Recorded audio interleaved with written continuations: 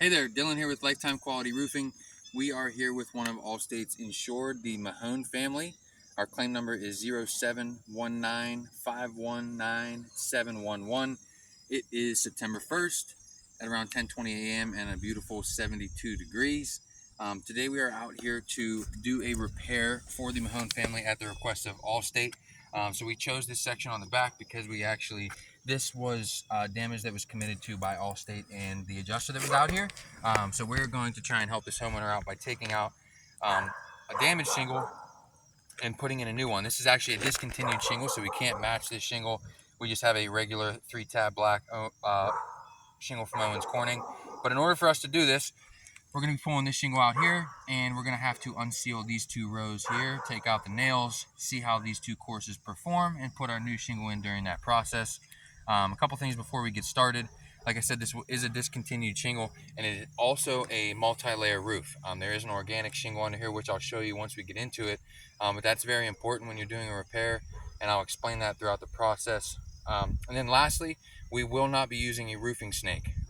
By Pacto International is the manufacturer. The reason we don't use that is it does not allow us to nail the roofing surface at a straight up and down 90-degree perpendicular angle. So when I do this, I'm going to hold the nail like this, very steady, be able to strike the nail on the nail head. When you slide this into the snake head, it's very wobbly. It goes back and forth, and sometimes the nail gets bent, and we actually create more damage and larger holes than we need to. So that's why we will not be using that tool, and we'll be unsealing with a flat bar, or better yet, a crowbar. So with that being said, we're going to get started. Obviously, this shingle's unsealed. It's wind damaged. So we're going to unseal the rest of the shingles here.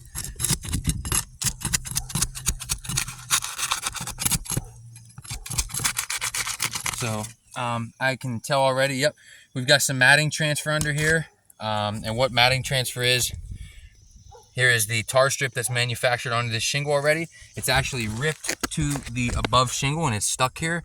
So when we slide our new shingle in, it's actually never going to seal appropriately per the manufacturer of this shingle.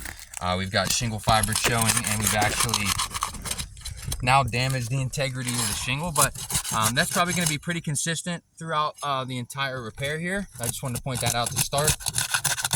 And a couple other things we're looking for, along with matting transfer, granule loss. Obviously, we've got some more matting transfer going on there. And yeah, it's going to be pretty consistent on every single shingle. We'll get some overview photos for you, and we'll shoot those over with our video just so you can see under the shingle and what we're looking at while we do this repair. That's probably pretty bad. Yep. So the entire tar strip's ripped off on this side. Shingle fibers are showing. Like I said, we'll get you some photos, but that is very important. Moving on to our last row here.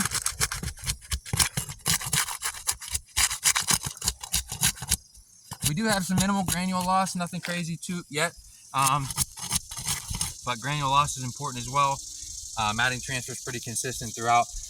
I'll talk through the granule loss as we move forward here. So now that we have all of our rows unsealed, we're going to take out our nails.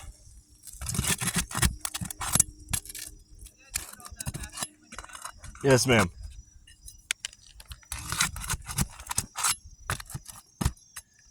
All right. So I'm not sure if you can see, but I will show you once we put our new shingle in. Being that this is a multi-layer roof, the shingles don't sit appropriately. Right. Okay, so this shingle just blew through here. Shows you how fragile these shingles are. So I actually have to get up under here in order to remove this shingle, or I'm sorry, this nail. Okay, got that one. Moving on to our row above.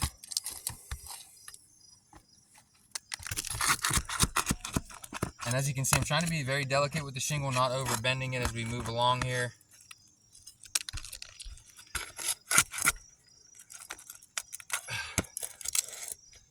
Looks like this roof was actually installed pretty well, even though it was a re-roof. The nails are where they should be. We do have some rust going on in the nails, which shows you some moisture is getting in on that nail head. That's okay. And our shingle should come out pretty easily. So before we move on, I just want to show you this side.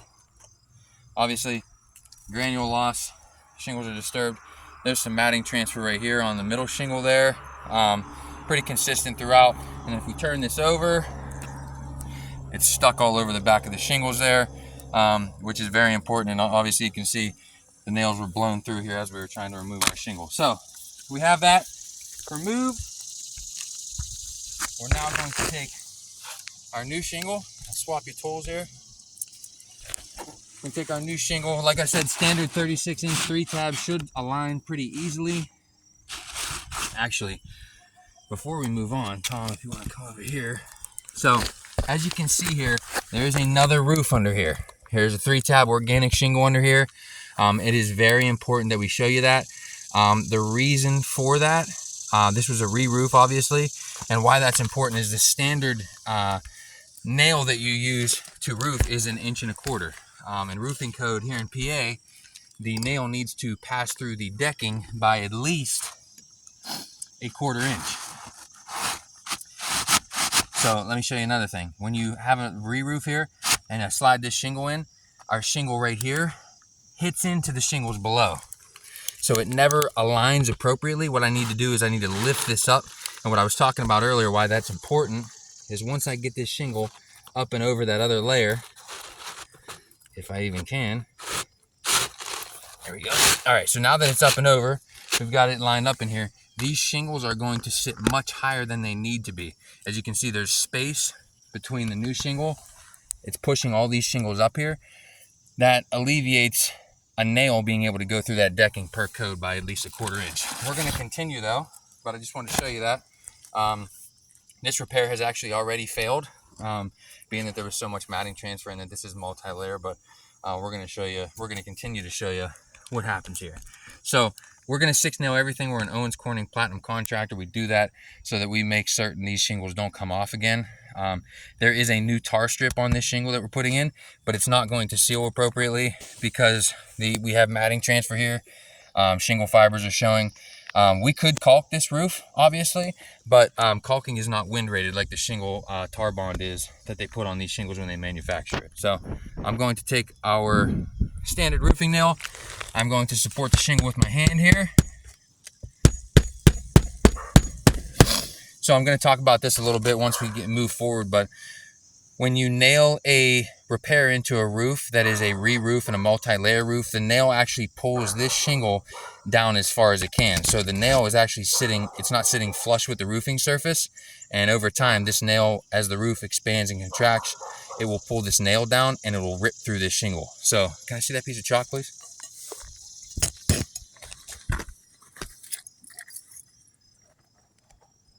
Sort of like you're looking for hail damage. When I run this over here, the chalk will not hit that nail head because it's further down than the surface here, and that proves my point as to this will continue to, as the roof contracts, it'll pull that nail down. Alrighty, so we're going to continue. I'll try and hand seal these back down to that tar strip.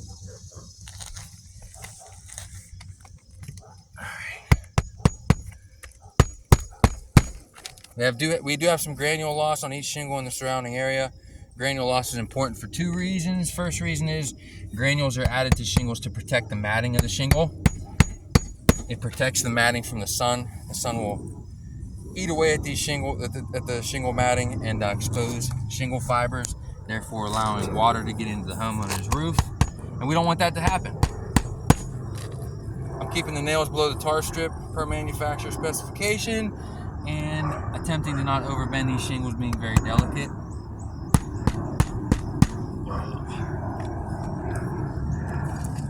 So the issue sometimes with doing this on a re-roof is we don't actually catch the decking. We're going into multi-layer. I need a nail tar. Yep. All right, thank you.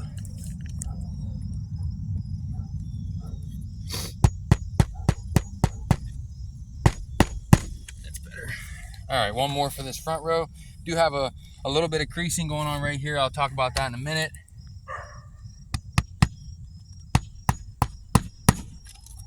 All right. Last course. These shingles are extremely tough to lift, actually.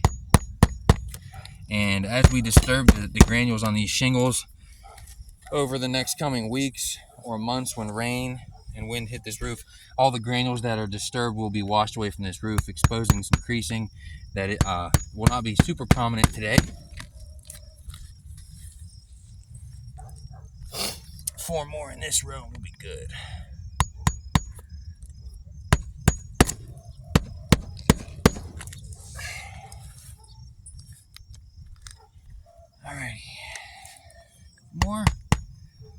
We do have some granule loss here. If you watch this shingle here on the video as I'm hitting, like I said, the granule loss is very important for this homeowner.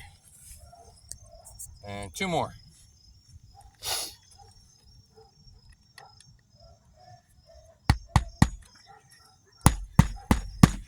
All right, last one, and then we'll do a little recap and we'll get on our way. Hope everybody has a great Labor Day weekend, and we're wrapped up.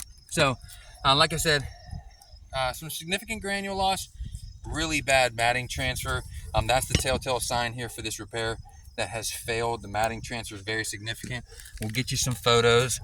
Try and hand seal these the best I can. Like I said, these ones up here will not seal again appropriately. And like I said, with the granule loss and the significant matting transfer, we do have a little bit of creasing going on up here. We'll get you some photos. But all in all, I think this repair warrants the Mahone family a full roof replacement. If Lifetime Quality Roofing can be of any assistance to you, please reach out. Thanks.